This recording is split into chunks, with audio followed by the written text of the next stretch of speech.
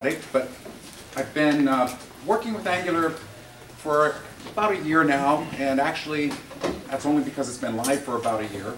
It came out in the 1.0 release last June, I think it was. And so I'm actually very humbled that all of you came. I will try to deliver as you know, the front-end masters. They actually had the creator of Angular here, so I'm a user. Actually, I'm curious, how many people here are here to get away from doing your taxes tonight? Okay, so we don't have to hurry to get through. Actually, I'm curious, how many people have actually used Angular? Wow, okay. So we've got a fair number of users. And kind of get an idea of designers versus developers. Designers, so, okay, developers, so, all right. So fairly technical crowd. With on this presentation, I'm going to focus more on a high-level introduction. We'll get into some code, so there will be some JavaScript. So I guess I can talk JavaScript, and you know, also just kind of a note. I'm a little thrown off on technology here. I have a Retina Mac with an HDMI port. They only have VGA ports here. So I'm running from another machine here. It doesn't have a right mouse button either, so I've been fumbling with it, but we'll see how it works. So bear with me as I kind of transition between PowerPoint and the web browser. We'll see how that works. It was kind of giving me some trouble here when I was practicing here just before this. So also, if you want, I guess it's hard to see, I do have the slides available, and I guess if you can log in, the slides, our website is goaldesigns.com, and there's no link, link that you can click on. You have to type in /presentations-2013. And it's a hyphen, and you can get, there's both a PDF version and the PowerPoint version. So you can, if you want to follow along, a lot of the links are live, so I tried to make it interactive from that standpoint. But no going ahead, you have to stay with me, okay? So, all right, let's see how technology is working here. What is the domain? Goal Designs, GOALDESIGNS.com. Now, we're a startup. We've had a consulting business before, and this is the startup part that we're now having. So actually, the website itself does not have a lot on it. You'll see that it has a little introduction about who we are and a little bit about what we're working on. But, you know, this is a sub-page that we just threw up today, so I don't think it's very well formatted either. So just actually a few, here, let's see how the link works here. Yeah, all right, what it's doing every time I switch, it's putting us into,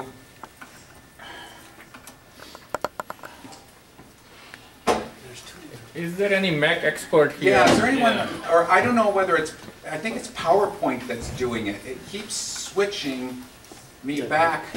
Blame it on Microsoft. Yeah, I think it is Microsoft that's doing it. Because every time I switch from the PowerPoint slide to the screen, it's going down to that 800 resolution. So, just don't full screen the slides. Huh? Just don't full screen the slides. Pull up the PDF in your browser too. Oh, yeah, I could do that, but all right, let's see what that's actually a good point. So can I? No, it's, excuse me here. How do I show just the slides then, or? Close that. Close that. Well, no, if I hit play, it goes into the play mode. Okay. That's what I'm running into. Okay. So, and, all right. Oh, yeah, my links won't, okay. All right, so that's a good fallback position. So you're going to see squiggly underlines from stuff that's not being found and everything. So, all right. So anyway, part of starting this out, as an introduction, just what's the problem that we're trying to really cover with something like Angular? I'm not going to spend too much time on early web, but just we all remember those days. If you think back about what the web was designed for, it was designed for documents, and that's what browsers were all about. Displaying the documents, the server created the pages, the browser displayed, and anytime that you wanted to interact or update based on information the user is entering, you always had a round trip to the server. And, so here's an example. I mean, we're all probably familiar with something like this. This is PHP. And no, I didn't take the effort to actually make this runnable on a server. Sorry, I kind of got lazy on that part. But this is what's notable about something like PHP. If you look at the code here, it actually has a combination of two different languages in it. Not only are we seeing HTML, but there's the PHP that's in it. And I'm doing a simple example here, the classic hello world.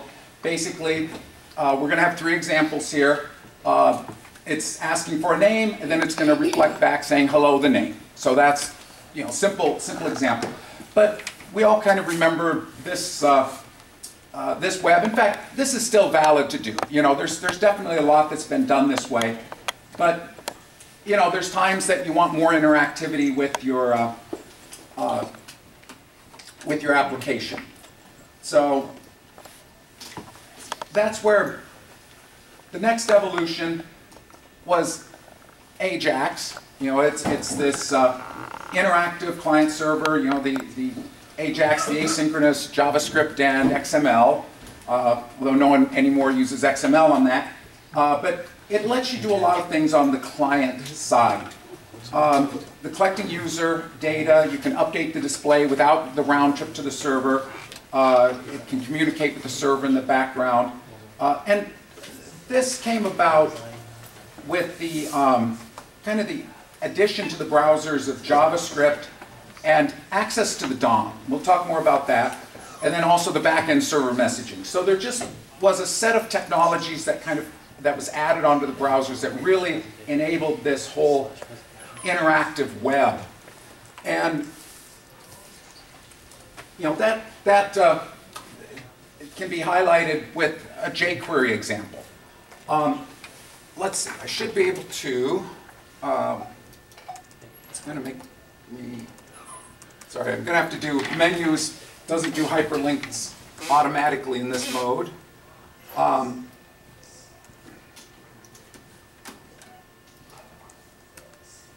What sort of size do you want? Large enough? Sure.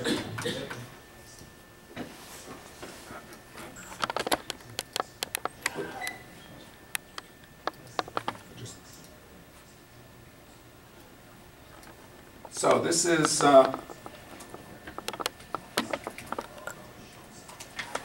okay.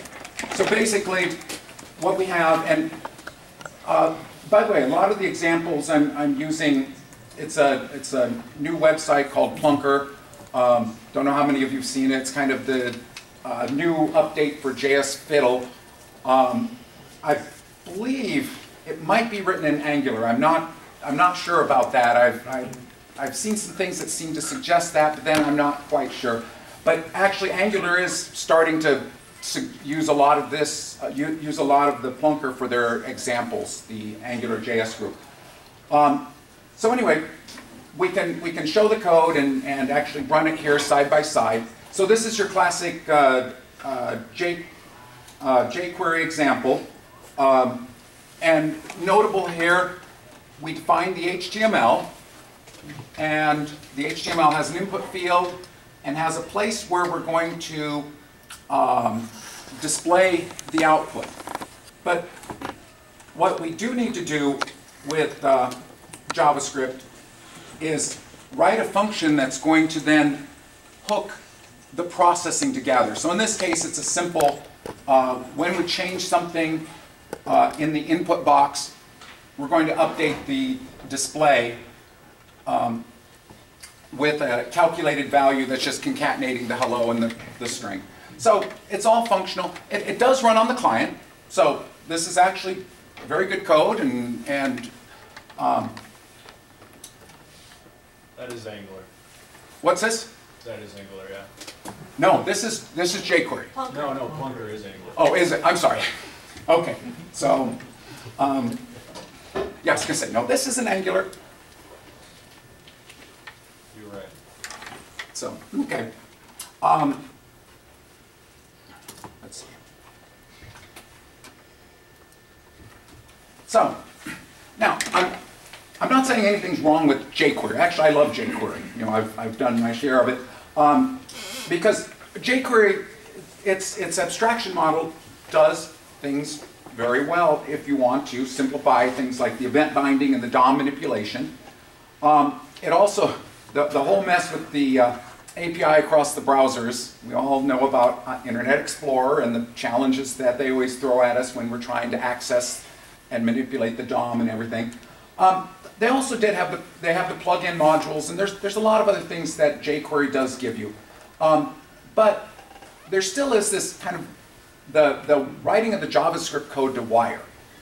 And you know, that's one of the things the Angular team, and they had several things that they were asking, but one of them was, is there some way that we can make that better? You know, the simplifying, the connecting the data to display, and just separating the data display and processing. I mean, that's kind of the programming practices that we all have kind of beat into our head anymore. And also, you know, the technology of the web that everything is based on anymore is pretty much HTML, CSS, and JavaScript.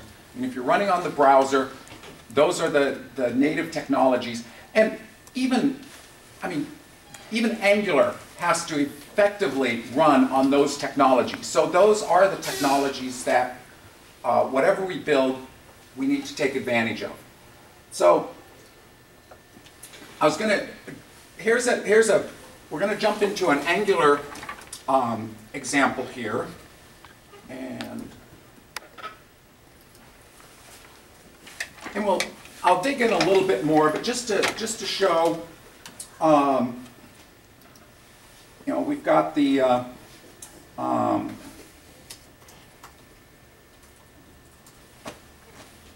you know, so this live Angular code, basically what we've been able to do is tie together in a declarative way the input to the output. And I'm going to get more into that.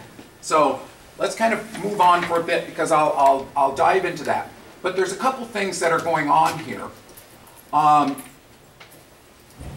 You know, one of the things that's most notable is the simplification of the wiring. And by the way, this is an abstraction layer. I mean, the whole purpose of what we're trying to do is just come up with a different abstraction. jQuery, it's an imperative model, meaning we're coding these relationships. And so we have the function here that's saying we have an object with an ID, you know, your name, it's an input field, and we're binding an event on it for key up that'll run a function, and then at that point, when that function is run, it's then finding another element in our HTML and changing the text in it. So we're telling it exactly what we want to do, but that's part of the challenge is all the wiring that we have to do. Whereas Angular has abstracted this to a declarative relationship. they've introduced, and I'll talk more about where this NG model comes from, but basically the NG model is declaring a name that goes along with the input field, and we then specified it as being your name, and that's going to be bound to something. We'll come back to what that is. And then here's another, in the display area here, we're able to say in a templating type of way, we want that value, whatever the value of your name is, we want that value placed here. So we're declaring what we want for a relationship. The wiring's happening underneath. Now, to also put something in perspective, underneath, there does have to be something like what you see on the jQuery side happening. Okay, we still have to be able to run it in jQuery, HTML, and CSS. So there is event binding going on. There's changes to the DOM happening. But what Angular has done is abstracted those concepts away from us. Where are we here? Oh.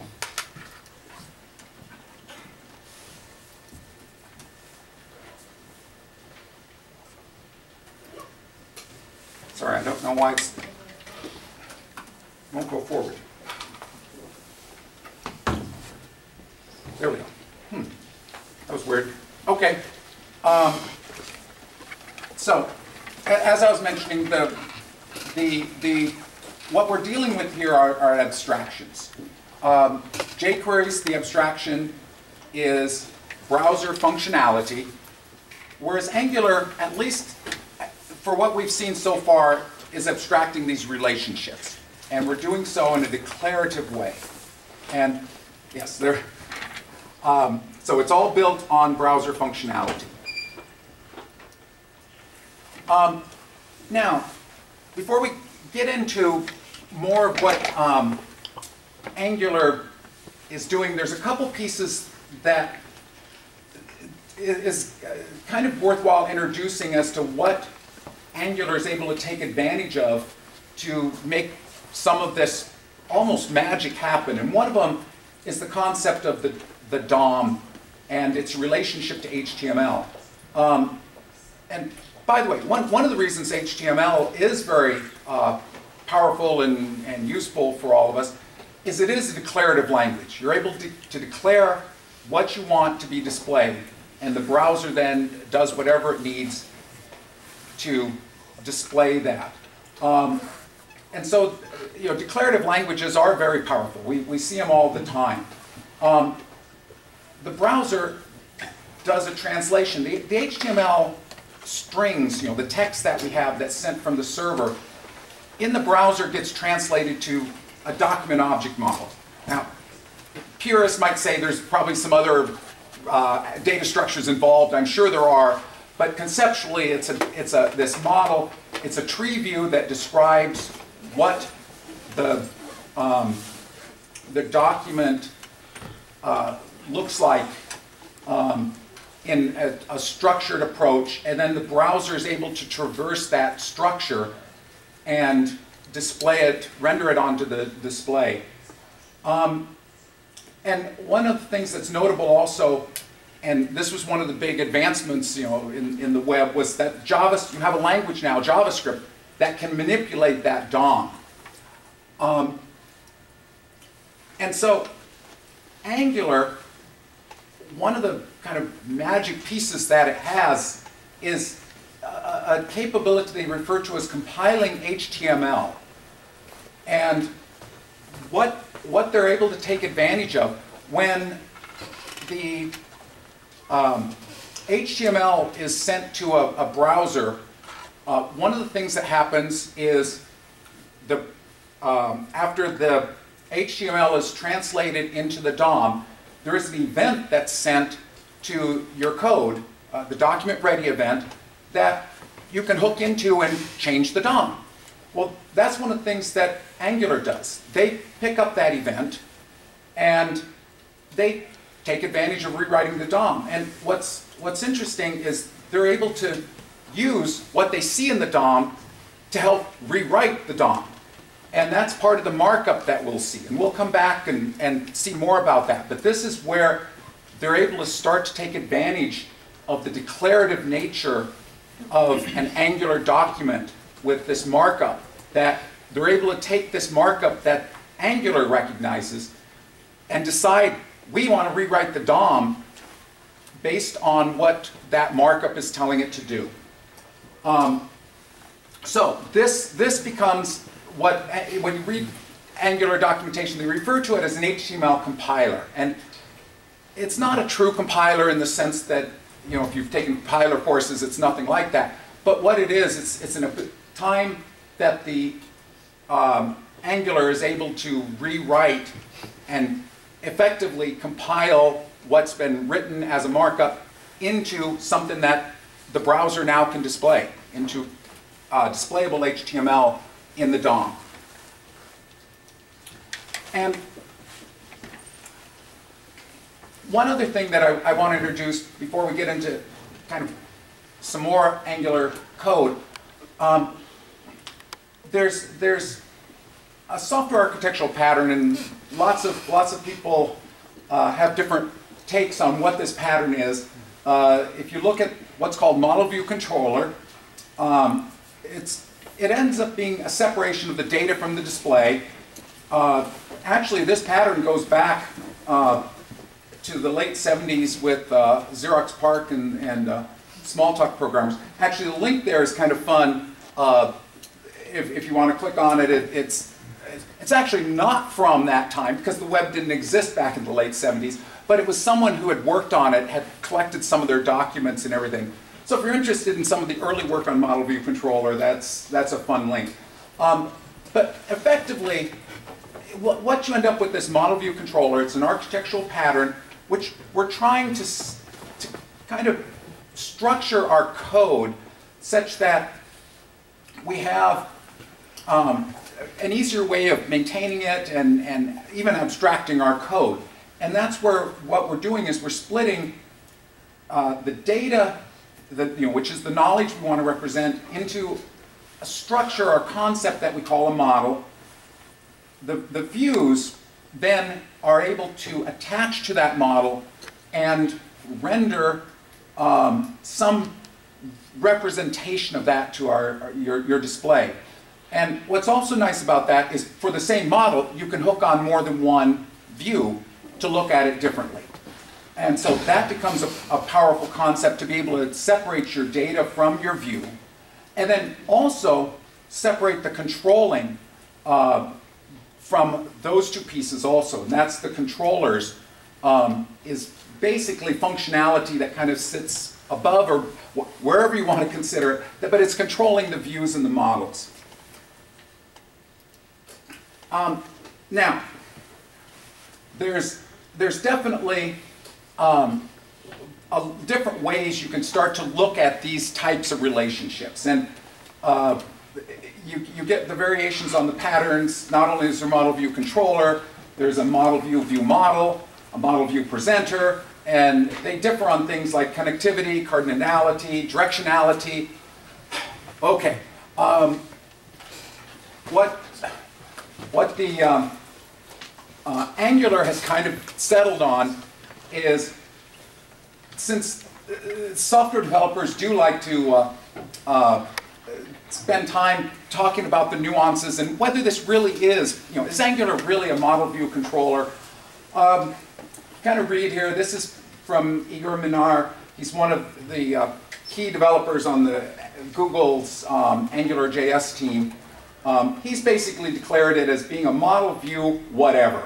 And the whatever, they do say it's whatever works for you. But conceptually, there's a very powerful pattern at work here, where you've got your data, you've got your views, and then this other code, it just works. And we'll go more into what that code is. We will see the word controller. If you know the model view controller, it doesn't fit exactly that model. As they say, it's closer to a view model now. But let's just look into what Angular is doing with that. And the link here, that's to the original, it was a posting that he had done to that. Now, Angular is not the only framework that's doing this. There's definitely other frameworks out there. Ones you've probably heard of, Backbone, Ember, Knockout, which actually I'm curious, people using those? Few people? So, okay. You know, these are definitely different frameworks. Model View Controller. There was actually an interesting summary I found. There's a Throne of JavaScript conference. I think it's up in Canada, but it's one of the premier JavaScript. They had a kind of a write-up on the 7 different frameworks. It's kind of a nice little write-up, so you can link to that. But you know, part of the whole discussion when you start trying to compare, you know, Angular to these others, not only is it model view controller, it's like, is it a library or a framework? You know, and there's good sides to both. It depends on how you want to architecture code. Pretty much the breakdown, Backbone and Knockout, libraries, Ember, it's a framework. And the difference, the library being more passive in the sense that the application code needs to invoke the functionality in a library to get processing to happen based on their model. A framework is more kind of giving you the structure that you put your application into. So it's handling a lot of common requirements and so forth. And it tends to be calling into your code. Angular, closer to a framework, but actually there's a lot of ways you can start using it like a library too. So that's kind of the Angular team is using the framework terminology now. When you're trying to decide, you know, between these, there's a lot of different things to look at, and this is actually a nice site. It's a clickable link, To Do MVC. They've taken a common set of requirements, and they've had people with knowledge of the different frameworks write that same application in the different frameworks. So Backbone, Angular, Ember. You can go out and actually see some of the practices that you use for that particular framework. So this is actually a nice little site to go out and see what the difference is and compare. Now, all right, I have to admit, I probably am a little biased toward Angular. This was someone else, and I do tend to see you know, different comments out on the web where people are saying, hey, when I go to Angular, I have less code. And by the way, that's to be expected because it is a higher level of abstraction. And also, there could be something where if you've rewritten your code, you probably know it better. It's always easier to write it the second time or whatever. So, you know, but I do see this where people are saying Angular seems to simplify what they're trying to do. And the link for that, that's from a Stack Overflow article. You know, just a little bit about when I discovered Angular. You know, this was mid-2011. I was actually trying to play with Ajax and get that working, and I was using XML for the data, and I was trying to somehow map the data into the display. So trying to do a little bit of this from the model to the view.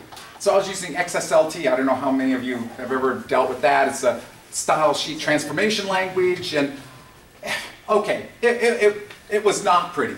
And I just, out of frustration, I'm like, what about this JSON? You know, which JSON's the JavaScript object notation. You know, that seems to be up and coming. Is there something that can map that? And I found a link to Angular, and this was back in mid-2011. So I don't even know if it was alpha or whether it was just technology demonstration, because they didn't go live until mid last year, so mid-2012. So this was when I first started looking at this Angular, and there was definitely the spark of, hey, how can you do this mapping and keeping the data synced between the model and the view. So anyway, we now, kind of